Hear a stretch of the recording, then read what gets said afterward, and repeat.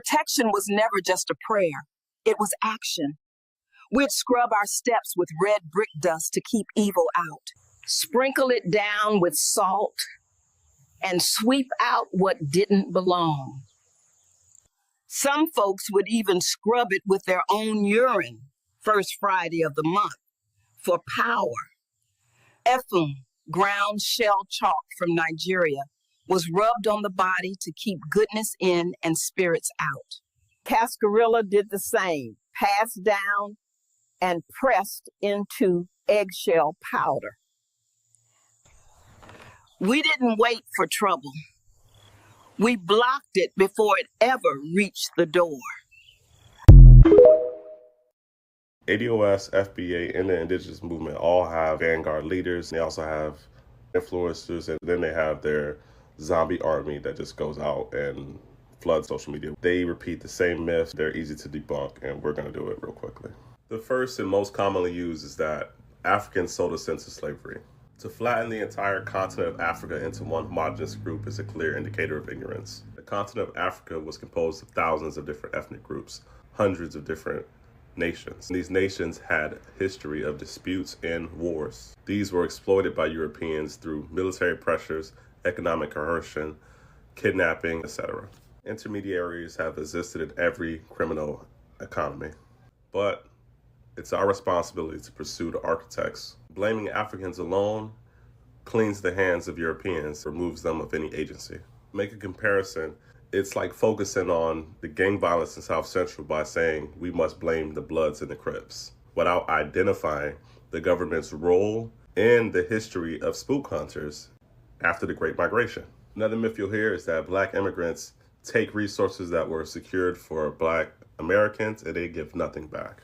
This myth is popular because there's a lack of understanding of the immigration process for African nations. There's already filters in place for visas that only allow those who have been formally educated and also those who have a certain level of capital.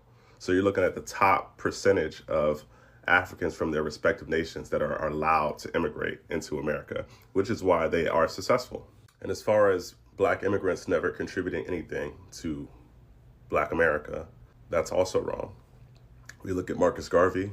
He created one of the largest Black organizations in history, the UNIA, and his work was extensive. Another important individual who happens to be an immigrant, Kwame Ture, popularized the phrase Black Power, did tons of work. It was widely accepted, loved, and received by many Black leaders. The idea of resource competition, this is a political myth. Most of these benefits are not zero-sum based on lineage or based on any biological factors. When resources are finite, research shows that white women are usually the beneficiaries of these contracts, awards, or grants, not Black immigrants.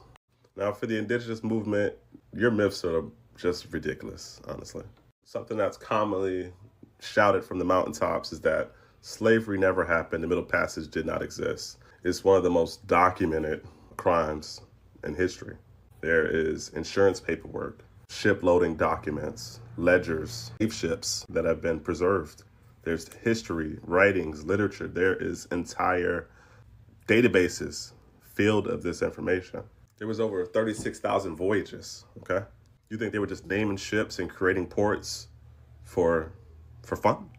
To create this big lie, this big myth? All of our Black historians that have shared their life's work with us were wrong, and that YouTube video you watched was right. Facial features and hair texture, they show that I'm indigenous. That's phrenology, basically. Using nose shapes or facial features or skull sizes to determine identity. This is eugenics talk used in the 19th century by racists, and now you're repeating it. Sometimes they even say that Africa is in America, which is even more confusing. But if that's the case, the oldest fossils would have been found in America, but they were found in Africa. And if you compare the oldest fossils found in America to the oldest fossils found in Africa, there's a gap of about 277,000 years. The simplest readings of fossils, genetics, and material culture all point to the same truths. Life started in Africa. It migrated to Eurasia. We then see some life migrating to the Americas. That migration to the Americas happened at a much later date. You got to follow where the grift goes. The co-founder of the ADOS movement, Yvette Carroll, she sat on the board for PFIR, a project of FAIR, and FAIR is a anti-immigrant flagship think tank by eugenist John Tanton. Tariq Nasheed is a former pimp turned influencer. The only thing is he just changed a few things up. He used to be a Pan-African. He got several products that he sells, admission to his annual conferences. He also has a crowdfunding museum that he created that ended up being an art gallery. It's still something for people. He also has a bunch of documentaries and merch. I can't say that he's done much to get anything accomplished for his people outside of spreading xenophobic narratives. And for the Pretendians or Pocahontas movement, that is linked to money too. They usually have tribal clothing, bandanas, dream catchers, and stuff like that. They claim that it's native made, but that shit come from AliExpress. They normally sell genealogy certificates and also tribal cards, fake tribal cards that will get you locked up. And then they have workshops and classes on how to take advantage of land grants, get your tribal land back. It's a lot of money involved and you're gonna get nothing. They usually end up branching off into the sovereign citizen thing. That's a whole nother story. But that's the breakdown of all three of these organizations. Next, we're gonna talk about the idea of the exceptional Black immigrant complex that some Africans who immigrate here have. Here's one you don't know. One of the deadliest labor massacres in American history didn't happen in New York or Chicago. It happened in Thibodaux, Louisiana. And the country acts like it never did. It was the truth. In 1887, Black sugarcane workers, many of them formerly enslaved, joined the Knights of Labor and went on strike for fair pay. The white planters called it an uprising. The state called in the militia.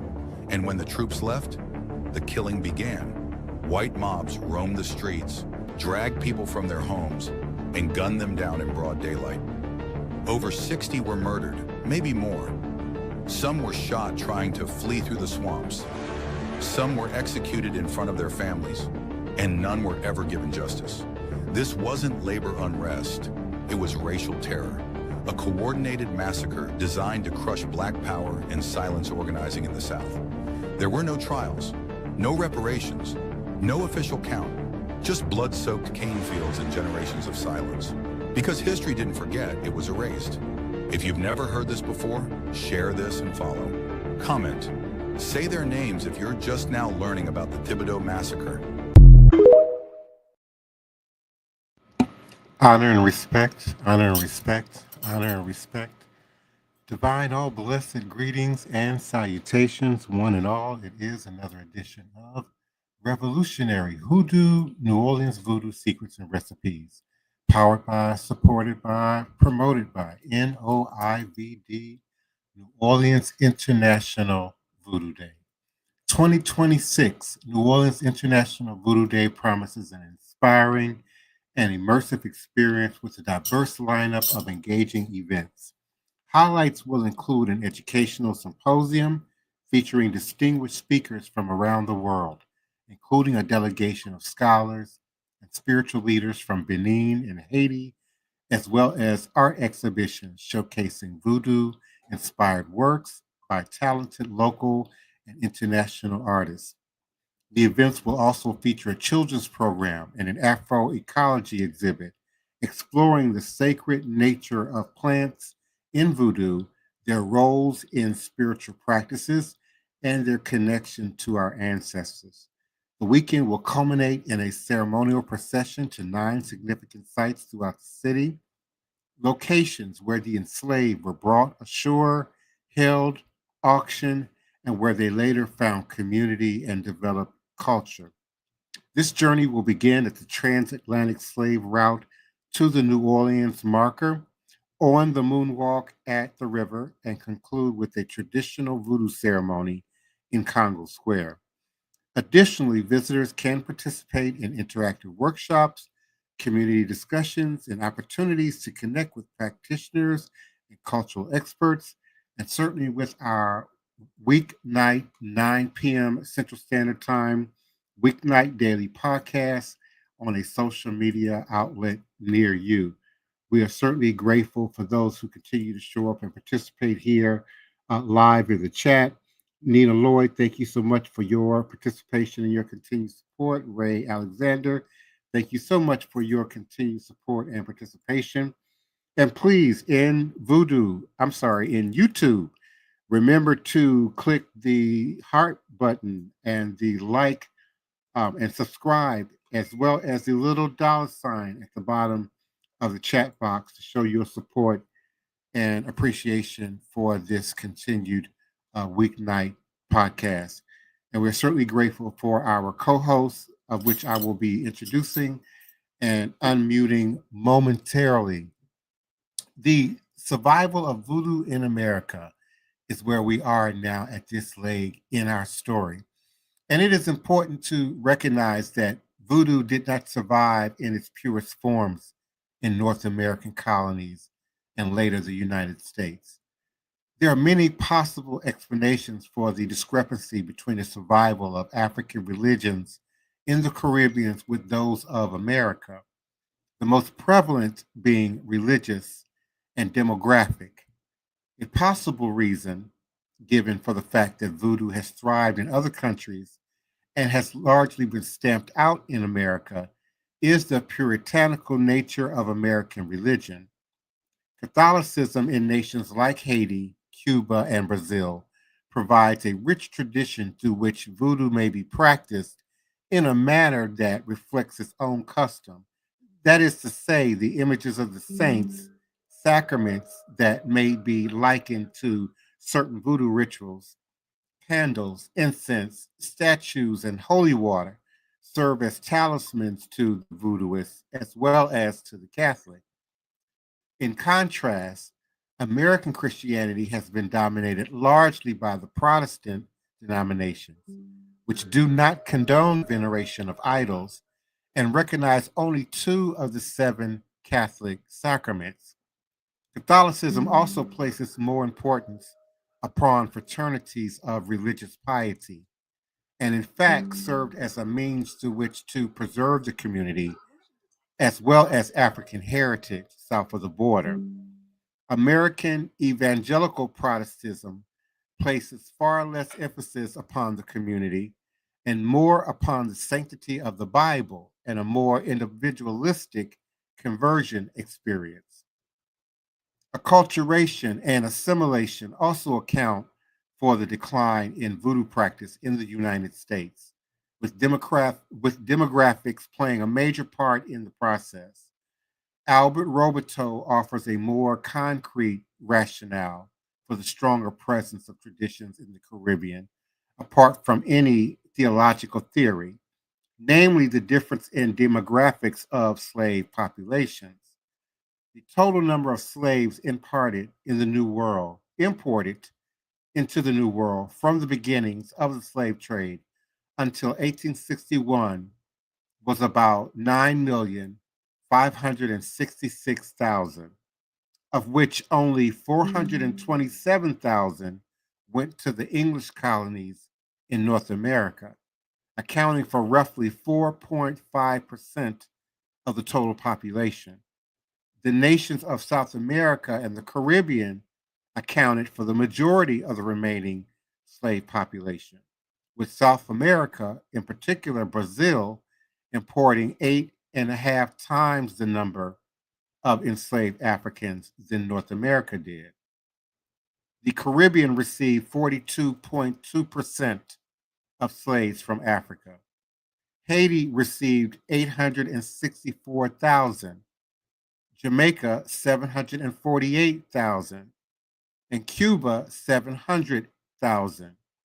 And these differences in population affected the survival of traditional religions in each region, largely due to the influence or lack thereof of European traditions. The institution of slavery in the Caribbean islands was much larger in scale than that of North American colonies, as indicated by the aforementioned statistics. This difference in populations of slaves accounted for the differences in interactions between European slaveholders and the enslaved. In the larger plantations of the Caribbean, African slaves had little to no contact with Europeans, as the ratio of whites to blacks was relatively small, and slaves usually worked under the eye of an overseer, as opposed to alongside their white captors, as many American slaves did. In the North American colonies, large scale plantations like the ones of the Caribbean were relatively few in number. Roberto outlines the argument of Franklin Frazier, who asserts that the smaller populace of slaves made it easier for white captors to control their congregation, often making it illegal for groups of 5 or more to meet without white supervision.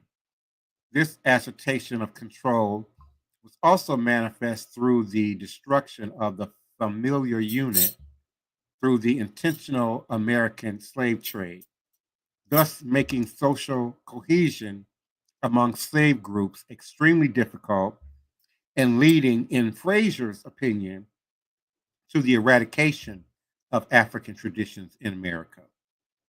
Another important factor to consider in the discrepancy between American and Caribbean slave populations are the rates of increase. While the North American colonies received 4.5% of the African slaves, the population of African Americans in the United States accounted for 31% of the population in the mid 20th century, while the nations of the Caribbean that imported around 43% of slaves from Africa accounted for only 20% of the Afro American population in the New World. Many differing explanations are given for such a divergence of numbers, including differences in the practice of the slave trade itself.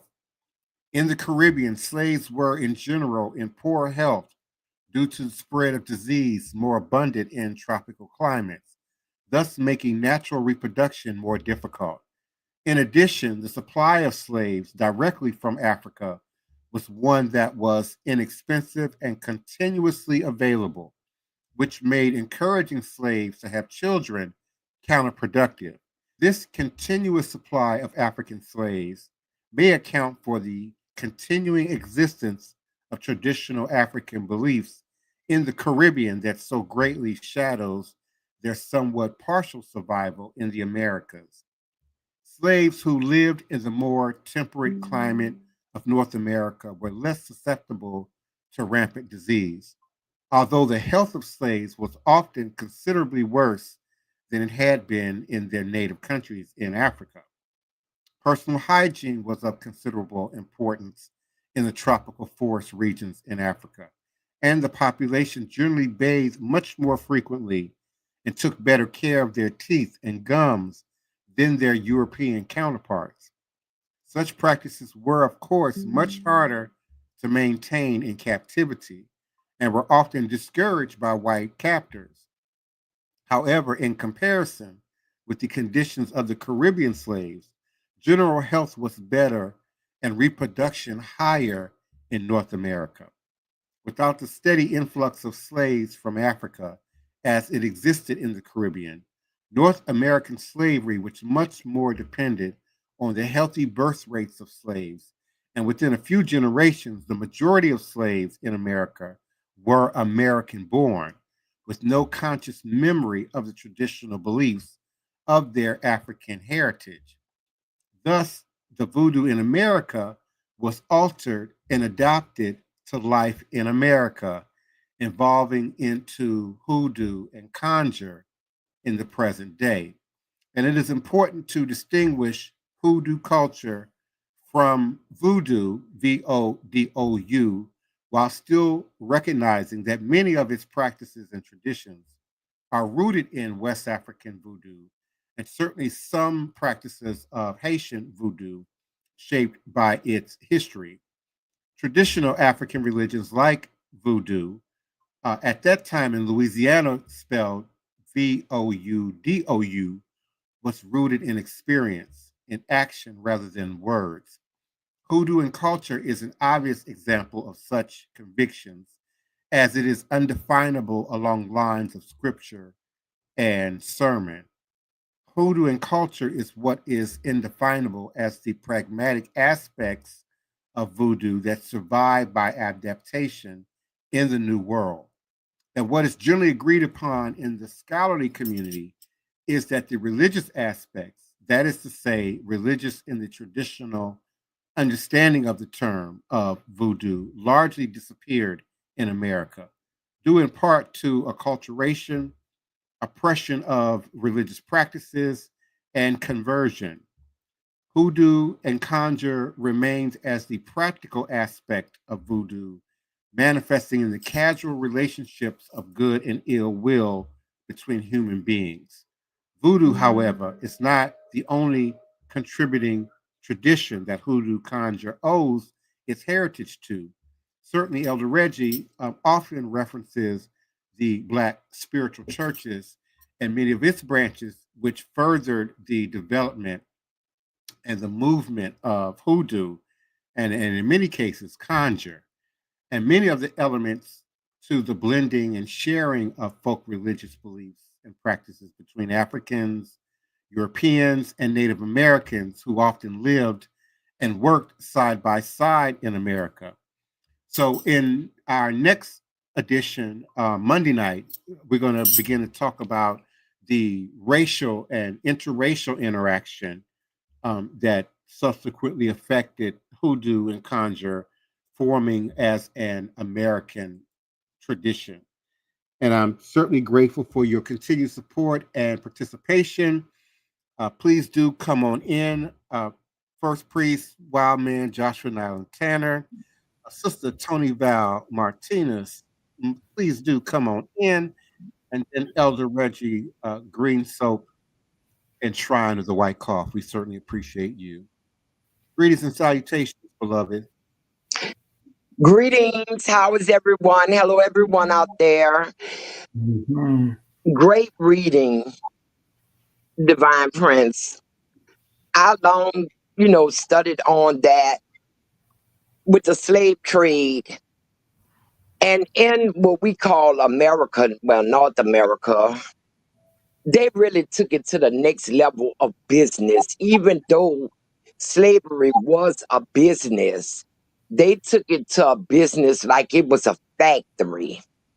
For one thing, they really did not like the long wait on getting slaves on the ship straight from Africa, because they did have to go into quarantine, and the time, and they were more expensive by the time they got here, and then a lot of them still didn't make the longer journey. So they started having breeding farms. They put insurance on their slaves. They tried not really to lose their slaves no more than losing a horse or a cow, where is in the Caribbean islands. Forgive this description, but they felt they was a dime a dozen. It was easy to get them. They did not look out for their health and well-being. Oh, he dead. Because the master wasn't there, all he was doing was funding money to buy them, and it was just a circle going around from the crops to the owner, and then buy slaves to work the crops. Money go back. It just was a constant twirl around of the same thing. But in North America, they really took it to a whole different level.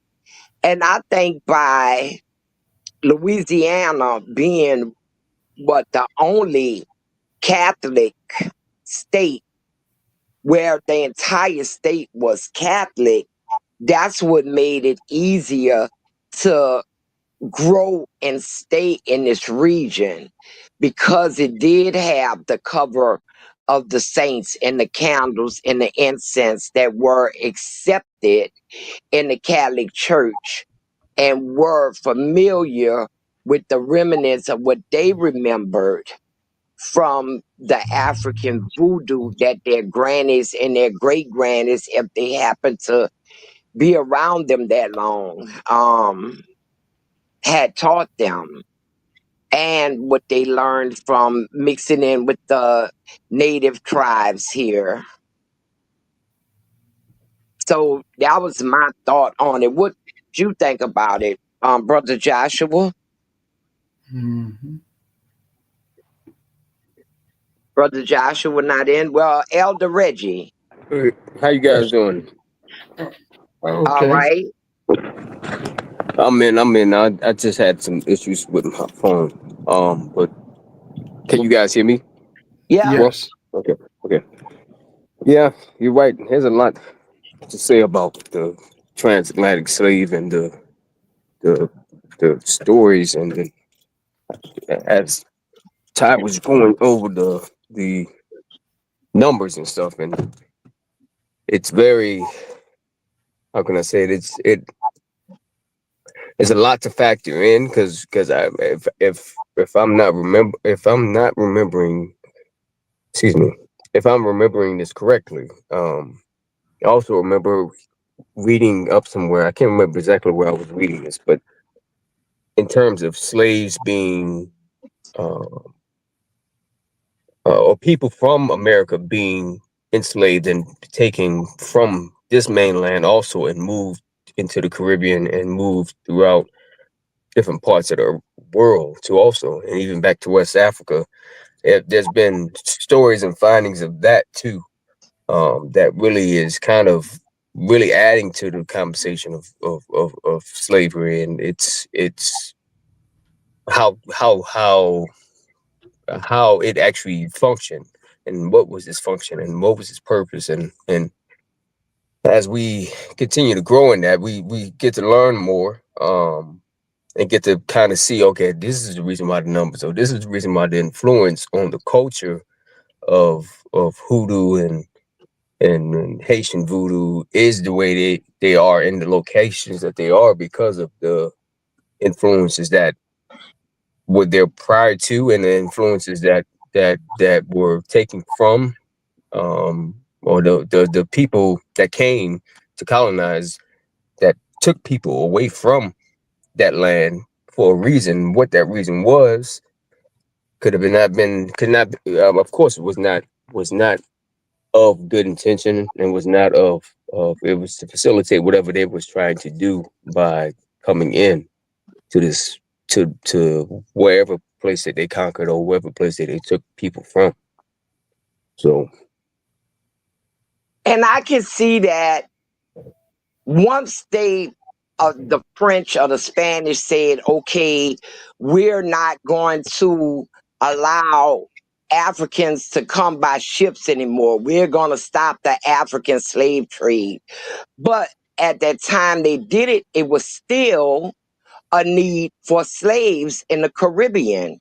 So it would make sense that they would get slaves from what we call America, which was the factory of making slaves, baby breeding farms, and ship them from here to the islands at a certain point.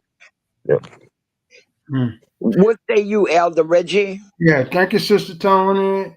Brother Joshua, good night to you. Divine Prince, excellent show as usual. Collective audience in the chat, we are grateful you're here. But I want to touch up on and just bring it back a little bit what Divine Prince was reading, with the hoodoo culturation, meaning that, okay, the Africans are here now, whatever percentage are on American soil are here. There's a thing that they had, let's say in the ring shout, like you see in South Carolina, where they were still doing cultural things, not just selling a charm, a hand, or something of that nature. They would get together collectively, dance in semicircles, sing, and enjoy the experience of the religion versus just being an entrepreneur selling products. And one thing Divine Prince hit on, and I just want to touch up on it just a little bit, and it's called social cohesion. Social cohesion is defined as the bond that holds a society together, ensuring that individuals and groups can cooperate, coexist harmoniously It encompasses elements and trust, a sense of belonging, share value, and active participation in social institutions. Now, with that being said, let's take the city of New Orleans, if we will. There's a lot of different practitioners of hoodoo, voodoo, Santeria, Ifa, the works, but we do not have social cohesion amongst these groups. For some strange reason, we are almost at odds and feel like the other is the enemy. And I don't believe that was always the case once the slaves got here with the African practices. They put down the individualism and did try to work as a collective unit. And I believe in the paper that Divine Prince is reading is really trying to point out that we are divided and therefore we are a house that has fallen. But that's what I wanted to add. Excellent, excellent points, Elder Reggie. Mm-hmm. Yes. But just to piggyback a little bit off this house that has fallen, and the video earlier tonight, once again, this internal warfare with indigenous Africans versus the African Americans, this warfare, this thing is not good, and it's getting ridiculous on social media. Even people like Roland Martin has chimed in, and where this energy is going, I have no idea. But it's not a good look, and it's definitely not social cohesion. No, not at all. I mean, I haven't seen much of what is being done in social media other than just whatever I see. Um, but I do see that the division. I do see that we're taking our mindsets. We're not redirecting. We're redirecting, but we're redirecting and targeting one another, which is not. Mm-hmm. That's not what's supposed to happen. You're supposed to redirect. Everyone has their own lane. Everyone has their own purpose. Everyone has to fulfill that. And coming from a family like I come from, which is my one of my great uncle George Oliver Mundy. He was a civil rights leader here in New Orleans, Louisiana, and he was the first quote unquote African American, firefighter in the city of New Orleans. Yes, he was in the '60s, and looking at him and like looking at their examples and that they have led, like in a time where we was here mixed with everybody that comes into New Orleans, which is a big gumbo of people, but we was being discriminated. People was being discriminated against at that time for what their complexion looked like, and it was being not because what they could not do, not because of what they could do. It was literally because of what they looked like. And for my great uncle to step forward, he had to, in order to step forward in adversity where you know you're gonna be met with obstacles and someone that's gonna more than likely tell you no, because they have legalized the fact that you couldn't get paid for being a service to your community because of what you look like. You had to know your value. You had to speak to your value. You had to speak to your worth.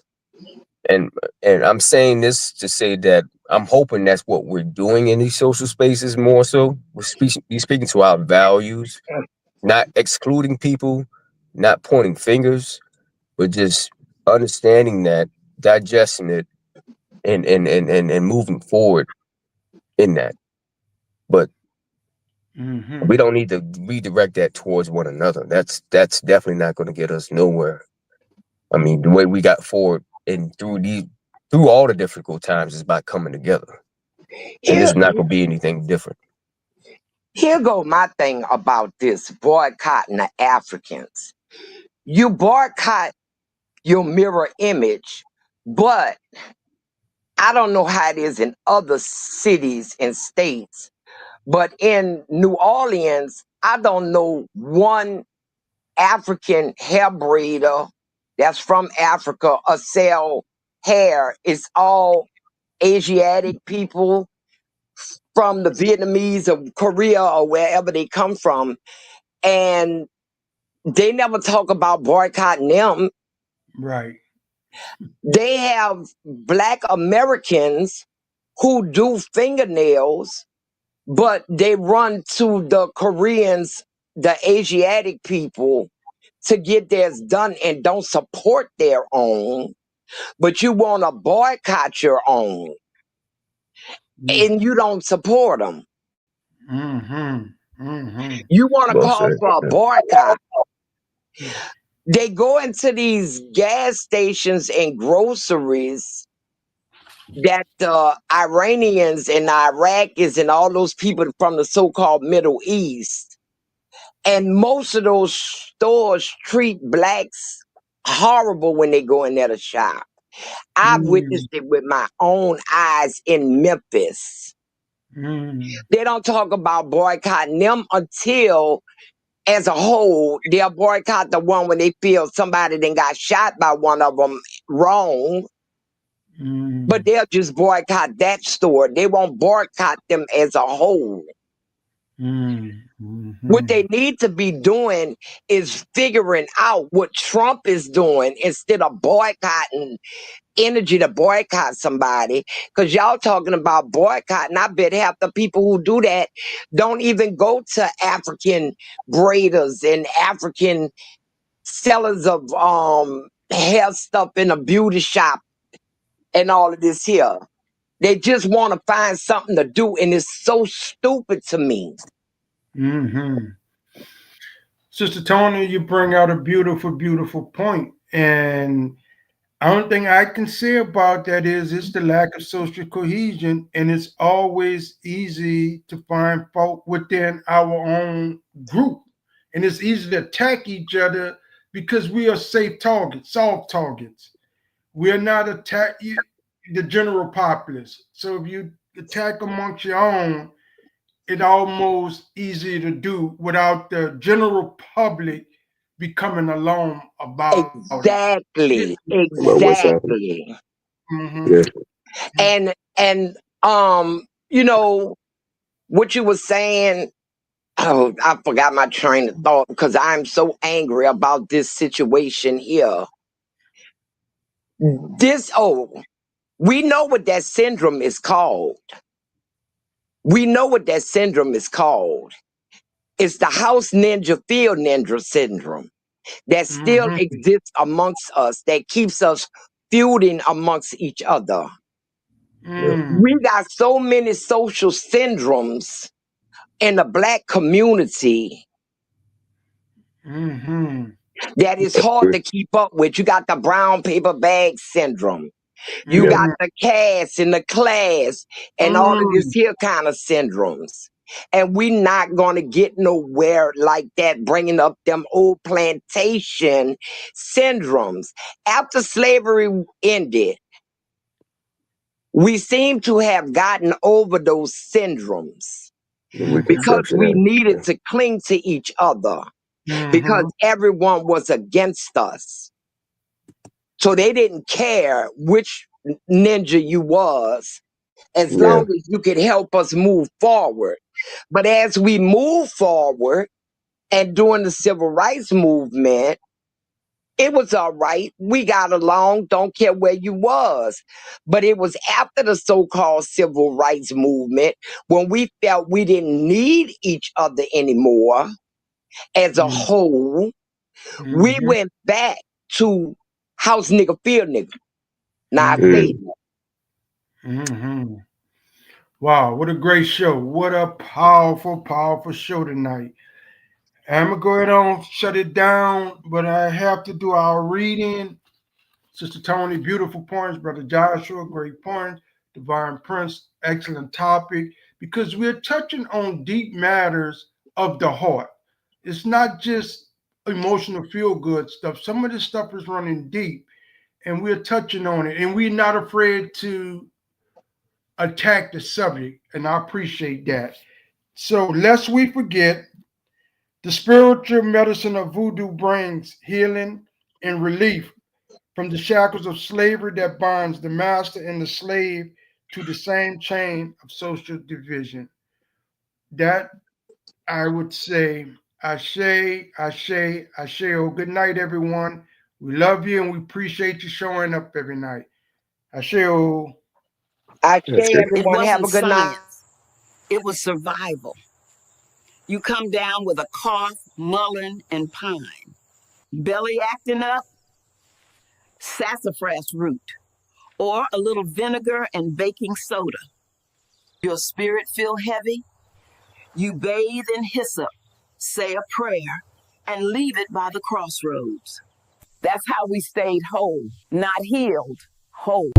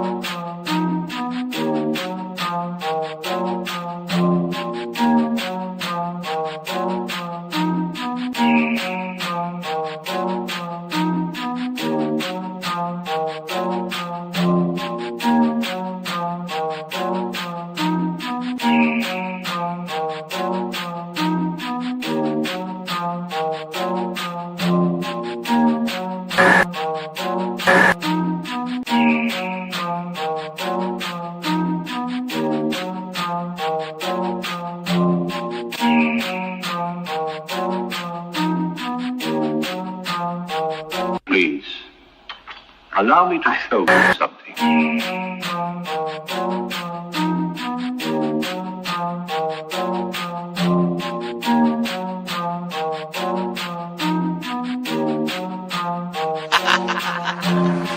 They say I'm crazy and that might be true. I got this white in my DNA, yeah, I'm coming for you. It's time we turn the tables, flip these motherfuckers on you. I wanna see you hanging from trees, it's time you pay for your dirt and your deeds. You created the monster, you created the beast. Now all this savagery you just gon' reap. I'm coming home, daddy, to the plantation, and I'm taking the lives of everybody, including the children, on some Nat Turner. Oh, do you hear that sound? It's about to go down. Unleash the beast, we about to tear this motherfucker down. Do you hear that sound? It's about to go down. Unleash the beast, we about to tear this motherfucker down. I met my girl Harriet at the gate. If you wanna know how she doing, yeah, she's straight. But she had one question: when we gon' get up? All that talking tough, yeah, we don't walk it tough. She got it locked and loaded, got that piece up on her side. She looked me in my eyes and said, "Meet you ready to ride?" Moving forward, you gotta use both eyes. Watch your front and watch your back. Keep your hands up on your game. Do you hear that sound? It's about to go down. Unleash the beast, we about to tear this motherfucker down. Do you hear that sound? It's about to go down. Unleash the beast, we about to tear this motherfucker down. He sit at the table, but he don't order no bacon. He greet me in those words, assalamu alaikum. Got them glasses on his face and them waves in his head.